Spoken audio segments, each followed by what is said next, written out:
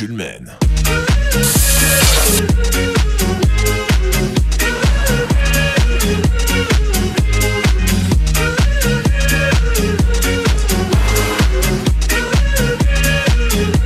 Spatulman.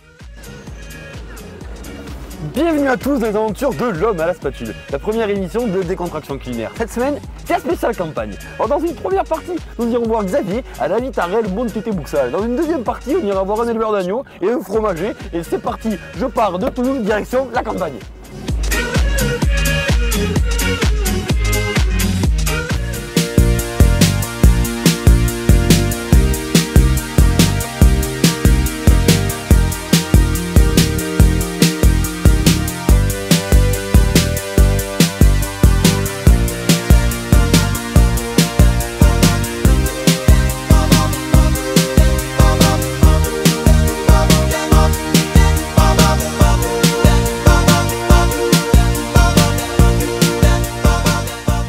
Voici à Montété-Bouxal, la Vitarelle, sortie 8 de la rocade départementale 76. Nous sommes avec Xavier, notre guide touristique pour cette excursion campagnarde. Xavier, c'est comment vivre la campagne? Je vais te montrer, Fabrice. C'est parti.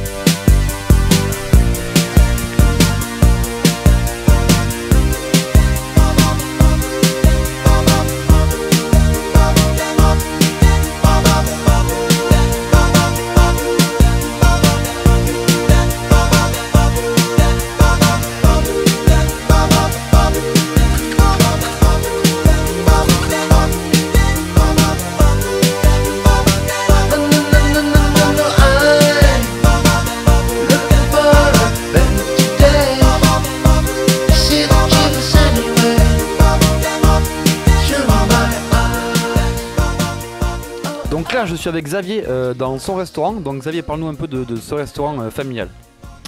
Exactement, Fabrice. Donc nous sommes dans le restaurant de mes parents, qui le détiennent depuis, c'est la 3e génération maintenant. Donc ici on peut trouver tout ce qui est produits de terroir, produits de saison et beaucoup de produits naturels. Et là Xavier, tout ça là c'est pourquoi? C'est pour le repas du midi, c'est pour le repas du soir, c'est quoi? Et exactement, là c'est le petit déj, tu vois. Déjeuner. Eh oui, attends, on fait pas semblant quand même ici.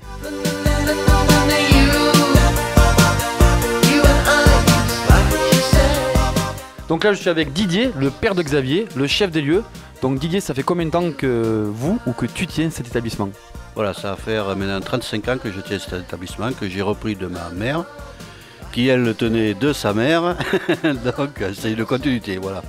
Ça continue le dimanche, les familles qui se déplacent à manger au restaurant, c'est quelque chose qui existe encore? Oui, toujours ça, toujours c'est resté, le dimanche, de toute façon le dimanche on est plein presque tous les dimanches, quoi. Ça c'est beau ça, le dimanche encore un restaurant plein dans les campagnes, c'est beau.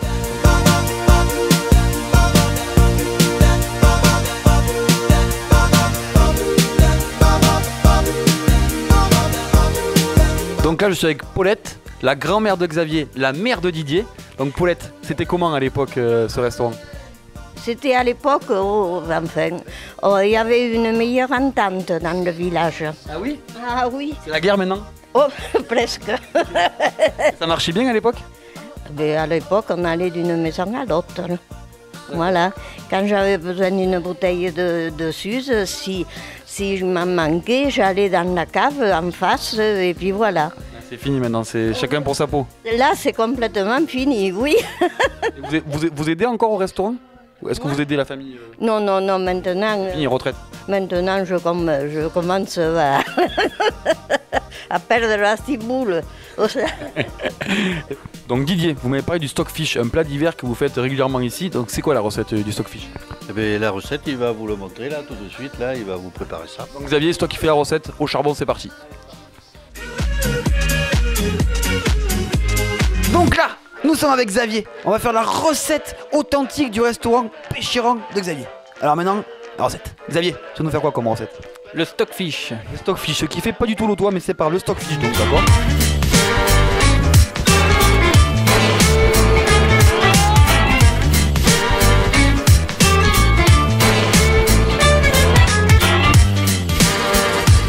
Et donc oui, à l'époque c'était le plat du pauvre, donc où il s'en servait dans le bassin de Decazeville, là où il y avait les mines. Donc ça se sert comme une brandade.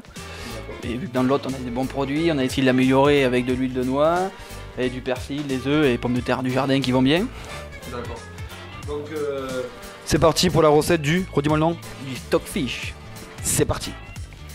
Je sais pas si on remarque comment ce poisson a une gueule dégueulasse. Fait là c'est pas la gueule, c'est à moitié coupé, c'est à moitié... Et c'est très très sec.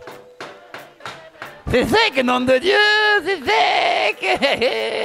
Première étape de la recette du stockfish de Xavier. On fait quoi? Alors on coupe le poisson en petites portions. Ouais. Et ensuite il faut le mettre à tremper pendant une semaine avec de l'eau. Donc après c'est quoi? Il faut les cuire quoi. Voilà, après on le cuit, on met à blanchir. Pendant une bonne heure. Une semaine plus une heure. Voilà. Et il faut du temps. C'est parti.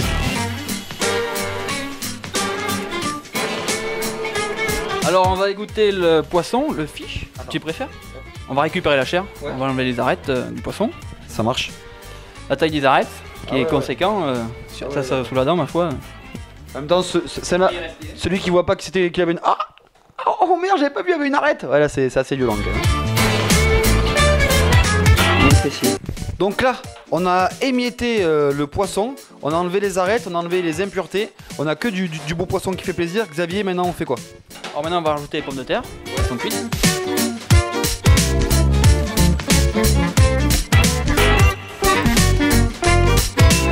Donc là, il va mélanger les pommes de terre avec le poisson.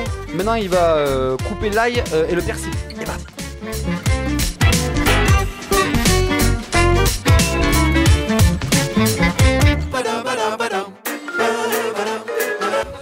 Vous avez vu les filles, il est pas mal hein.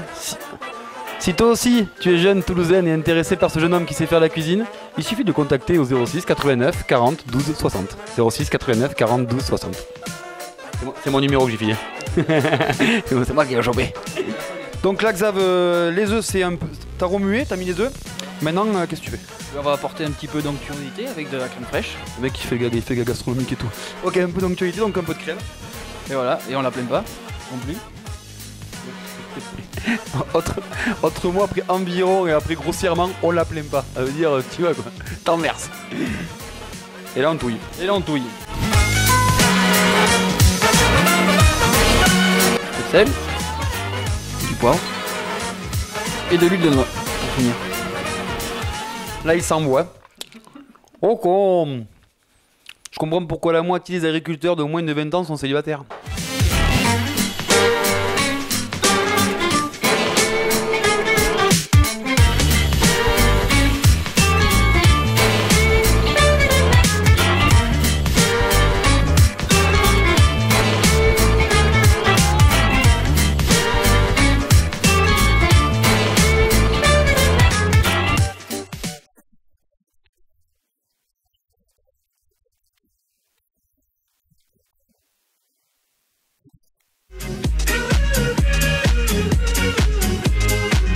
Donc là, on est devant la fromagerie Le Valrian, avec toutes nos copines les vaches qui produisent de lait. On va aller voir Corinne qui, elle, transforme le lait. C'est super.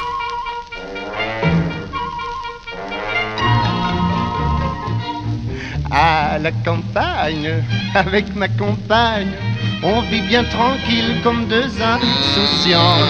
À la campagne. Corinne, donc merci de nous avoir accueillis. Corinne, le métier de fromagère, il consiste en quoi exactement? Et quel est le produit que tu produis? De A à Z, c'est le lait sorti de la vache et jusqu'au consommateur. Alors ça passe sur plusieurs méthodes.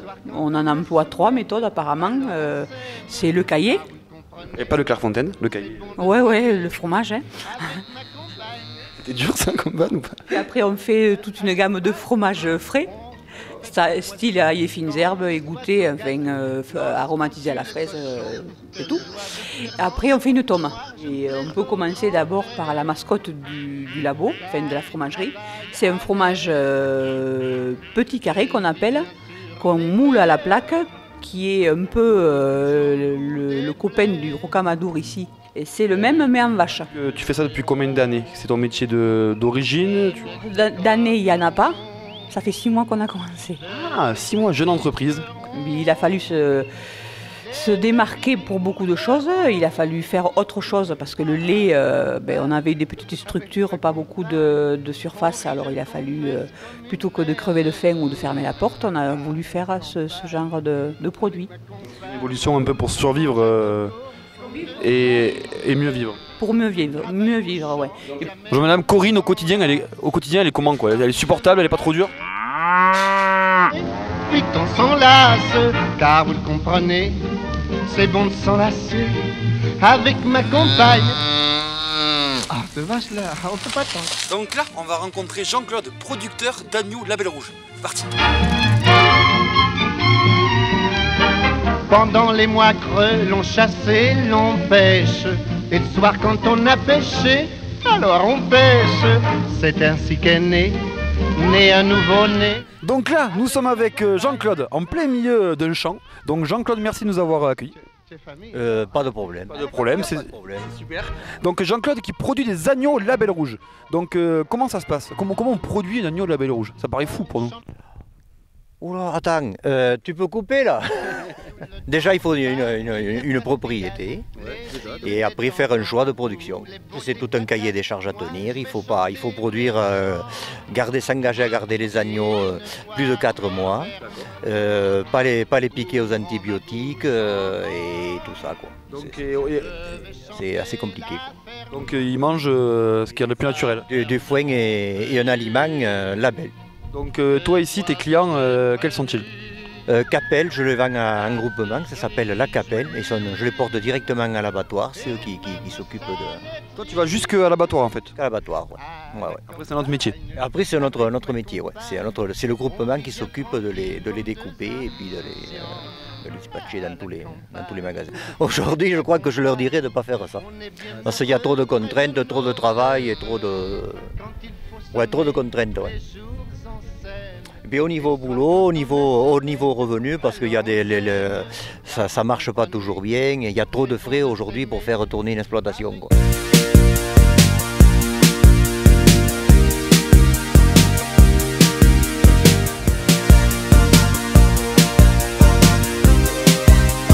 Merci à tous de nous avoir suivis pour cette émission de décontraction culinaire pour Jour de Vélo.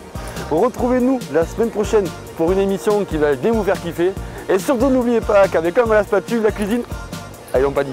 Yes we can. Bon. Je suis un paysan, j'ai le chapeau, j'ai les lunettes. Wow, wow, dans la lumière, il faut aller. Je vais prendre un Toulouse, si avec ça je chope pas les meufs, je vais sortir en discothèque avec celui-là, on va t'appeler Kevin 2 parce que j'ai un Kevin. Il est plus joli que Kevin quand même. Putain mais c'est calme hein. On dirait un peu comme une tête de Shrek. Faites comme ta maman.